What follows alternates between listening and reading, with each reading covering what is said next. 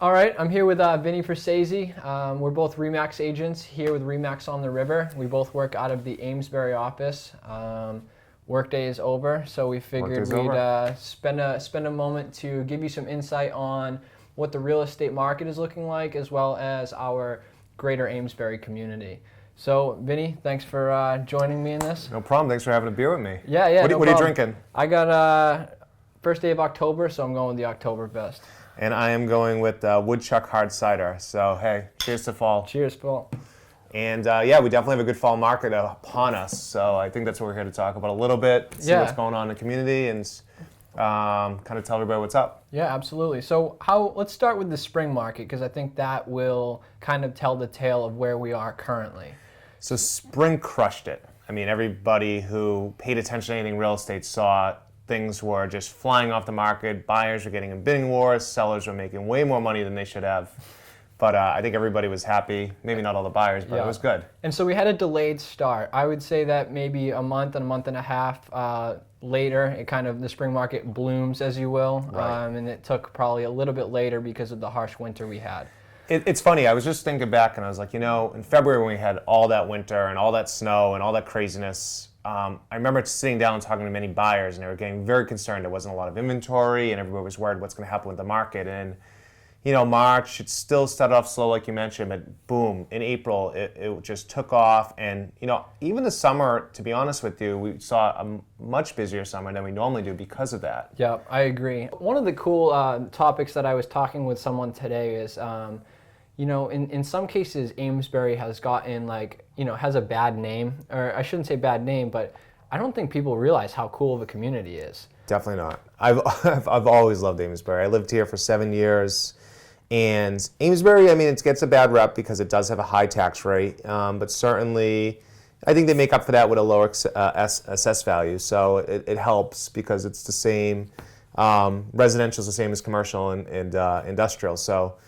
But Amesbury's bringing in a lot of cool restaurants, a lot of cool boutique stores, bars. Where I got my beer today was a craft beer cellar. That's a cool spot. Really cool spot. So it's called the Craft Beer Cellar, right? That's Yep. the name of that place. And so that's a place that you can go in. They hold a lot of local craft beers, because we live in an area between southern New Hampshire, greater Newburyport, and more. There's a lot of craft brewers around here. A ton of stuff, and they have a lot from internationally. They have a lot from West Coast as well. But I believe the company started in Colorado, and there's a few franchises in Massachusetts. Oh, it's a franchise spot. It is. I didn't realize that. But it's really cool. You can go in there. You can pick and choose. You can pick your own, make your own 6-pack. So you can try different things, and that's new to the town. And there's just a lot of cool, the bakehouse, the noshery, all those places. I can't say enough about the bakehouse. I've gotten their Cuban sandwich probably at least twice a week for the last month and a half. Yeah, it's amazing. That sandwich is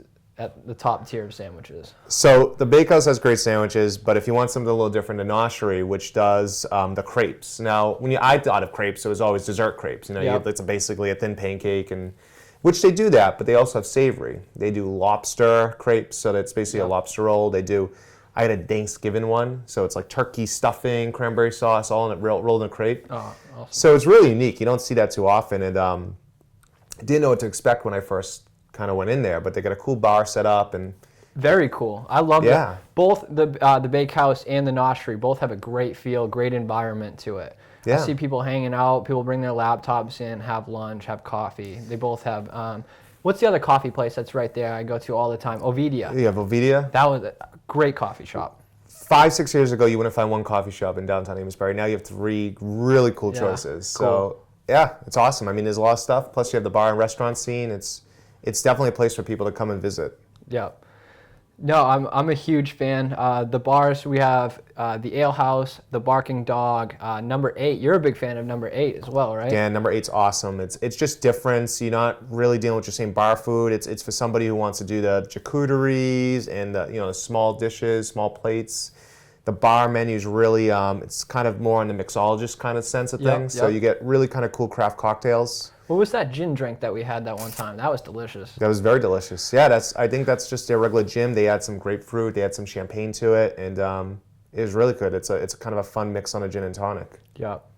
Yeah, so I'm excited. It seems to be on the up and up. It gets better and better every almost every half a year here. There's something new opening. Visit Amesbury, pay us a visit. We're right in downtown. Yeah, I don't want to leave out flatbreads either out of No. that discussion. That's one of the secret spots around here too. Not so much secret, but right here in our nook behind the Remax office.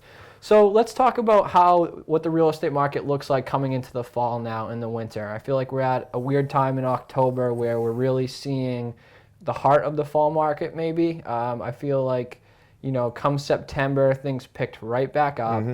And really, we're really in the thick of it right now. Yeah, I mean, the funny thing with the fall market, it's pretty busy, but it's such a short window. And I tell people that you really only have, usually maybe 2.5 months, 3 months if you start right after Labor Day, which is kind of what I consider the fall market, and really goes right up to Thanksgiving. Yep. After that, you kind of see things really start to slow down. People have the holidays, then they have the winter. So not that homes don't normally sell in the winter or the holidays, but it just seems to slow down a little bit. So right now, yes, we're seeing a lot of buzz, but in 5 weeks, 6 weeks, we're going to see that probably slow down a lot.